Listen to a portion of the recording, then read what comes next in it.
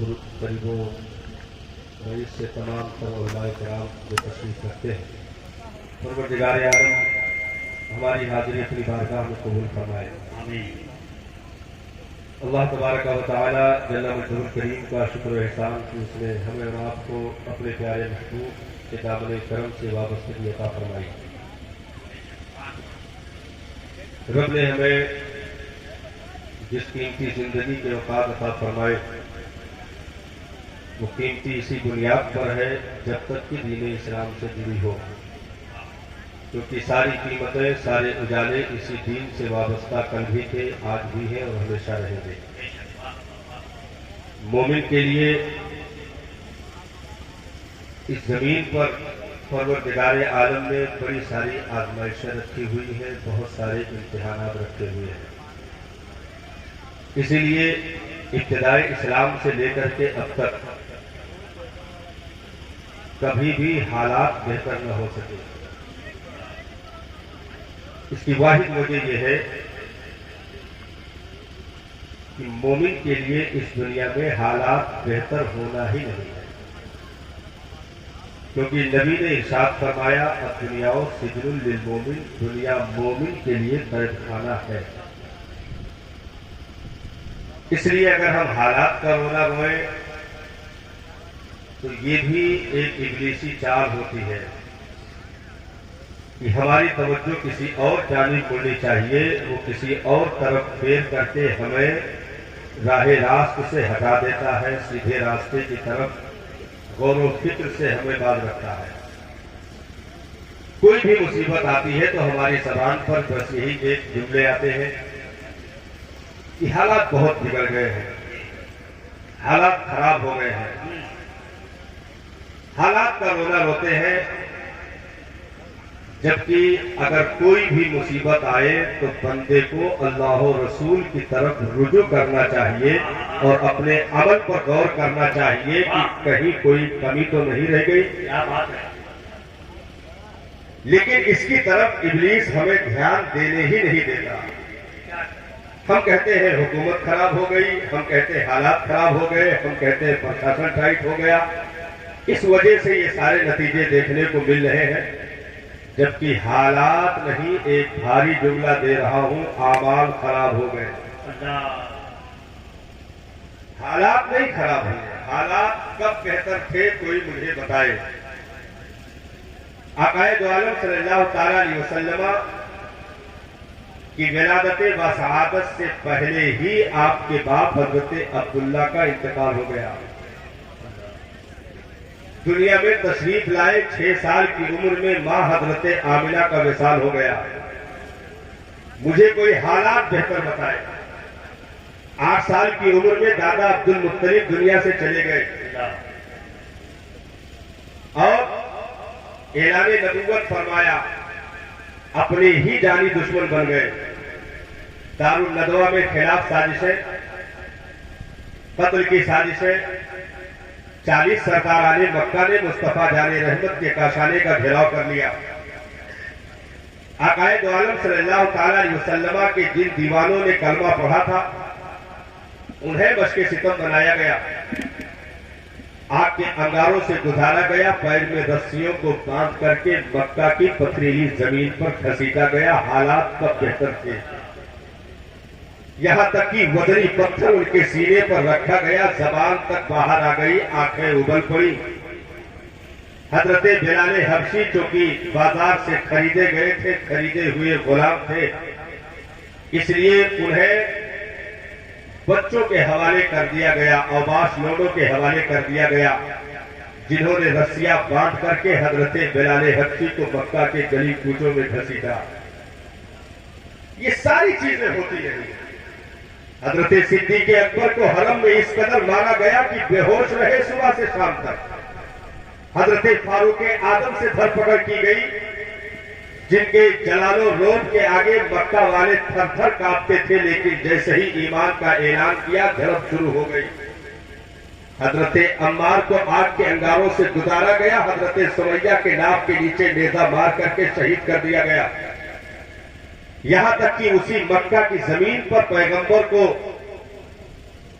ایسا ستایا گیا کہ پاگل مجنون کا خطاب بھی دیا گیا معاذ اللہ. سجدے کے عالم میں اونٹ کی اوجھڑی تک ڈال دی گئی. دار ارقم میں ایمان والوں کو محصور کر دیا گیا. شاب ابی طالب کے 2.5 سال کے قید و بند کی مصیبتیں جھیلنی پڑی.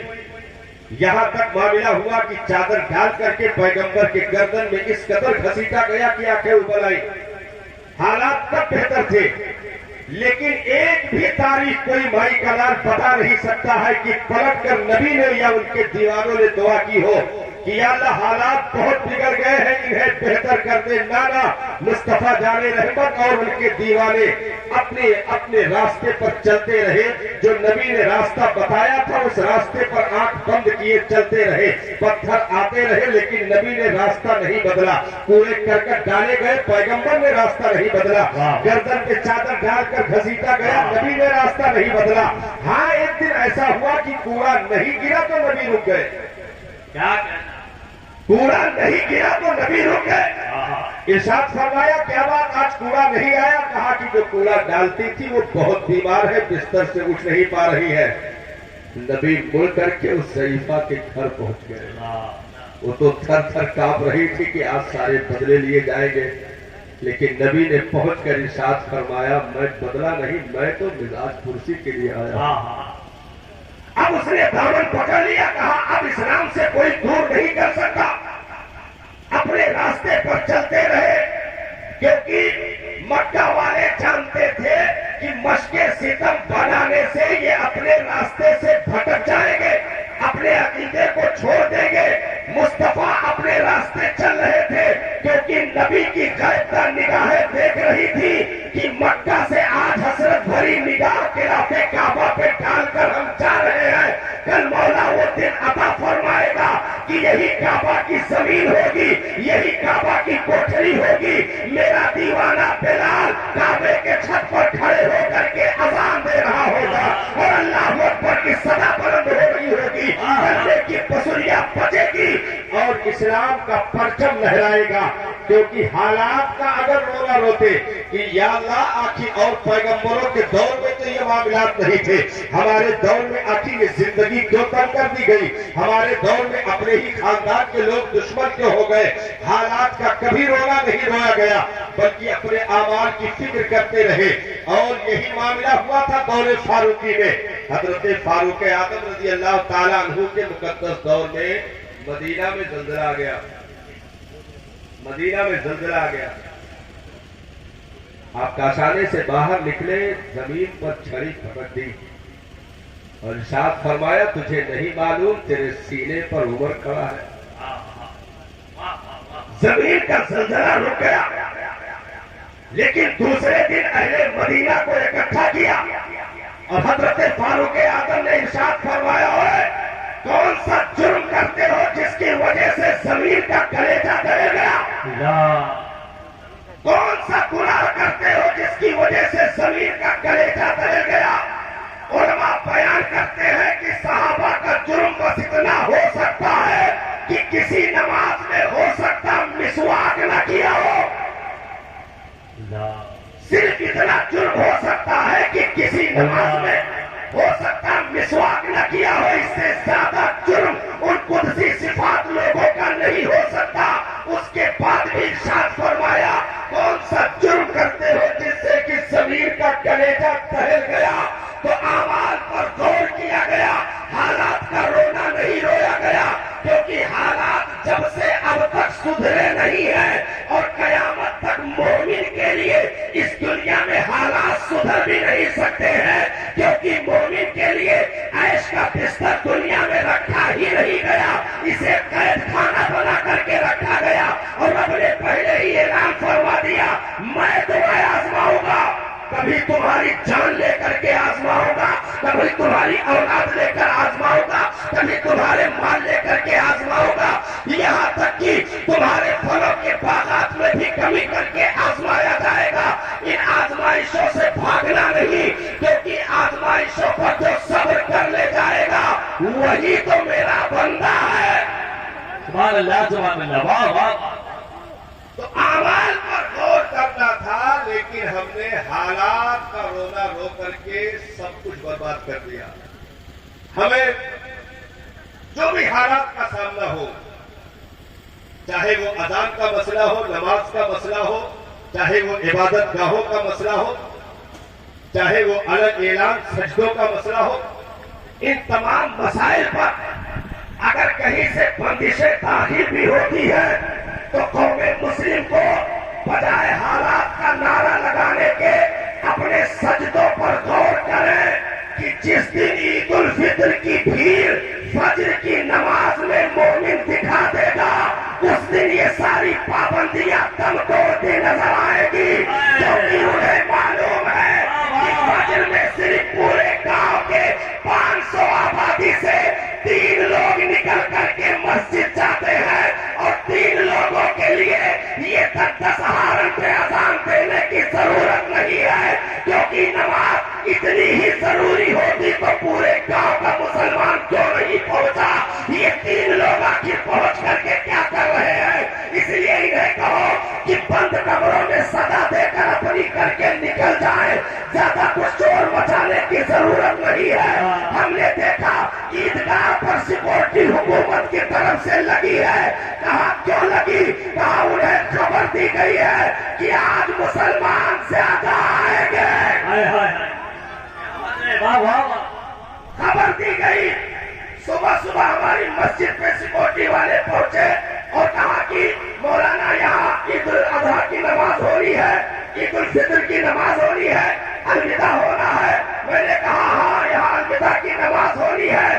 صبح 8 بجے سے لے کر کے 2 بجے تک 4 لوگ کرسی لگا کر تعینات رہے. میں نے کہا اس کی وجہ کیا ہے؟ دنگا فساد کا تو کوئی ماحول نہیں ہے. کہا ہم نے سنا ہے الوداع میں مسلمان بہت زیادہ آتے ہیں، اس لیے یہ سیکورٹی دی گئی ہے. مسلمانوں فجر کی نماز میں وہ بھیڑ دکھا دو تاکہ بجائے الوداع کے فجر میں بھی سیکورٹی لگے.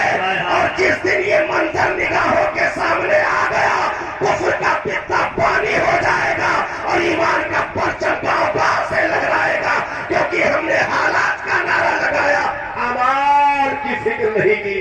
نعرہ تکبیر، نعرہ رسالت، مسلک اعلیٰ حضرت حضرت علامہ کمال الدین صاحب قبلہ. بہت اچھا. حالات کب بہتر ہو گئے صاحب؟ مصطفیٰ جان رحمت دنیا سے تشریف لے گئے. مسند خلافت میں حضرت سیدنا صدیق اکبر متمکن ہوئے. کیا حالات سدھر گئے تھے؟ لا جو کچھ دبے تھے سب اٹھ کر کھڑے ہو گئے. جنہوں نے لالچ میں دین کا کلمہ پڑھا تھا وہ سب بغاوت کر دیے، مرتد ہو گئے. مالین زکات کا فتنہ اٹھ کر کھڑا ہو گیا. 2.5 لوگوں کے مدعین نبوت ہونے کا فتنہ کھڑا ہو گیا. زکات دینے سے انکار کرنے والوں کا فتنہ اٹھ کر کھڑا ہو گیا. یہاں تک کہ مرد تو چھوڑو عورتوں تک نے نبی ہونے کا دعویٰ کر دیا. حالات ایسے بگڑ گئے. اب صدیق اکبر کو تو ہاتھ کھڑا کر دینا چاہیے تھا. یار میں نے تو یہ سوچا تک نہیں تھا آخر یہ منظر کیسے آ گیا. مولا تو حالات کو سدھار دے.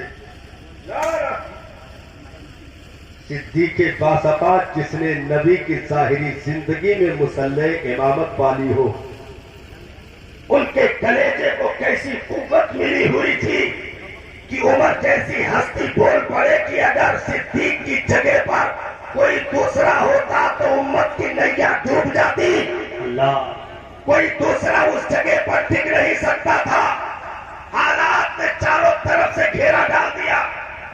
یہاں تک کہ منظر ایسا الٹ گیا صاحب کہ یہودیوں کا فتنہ الگ سے، مجوسیوں کا فتنہ الگ سے، منافقوں کا فتنہ الگ سے، مرتدین کا فتنہ الگ سے، جہاں جانب سے فتنے. اچھا حالات ایسے تھے کہ نبی نے اپنی ظاہری زندگی میں جیسے اسامہ کو مدینہ سے روانہ کیا تھا، جیسے اسامہ کو حضرت اسامہ ابن زید کو سپہ سالار بنا کر کے بھاری لشکر مدینہ سے باہر نبی نے بھیجا تھا.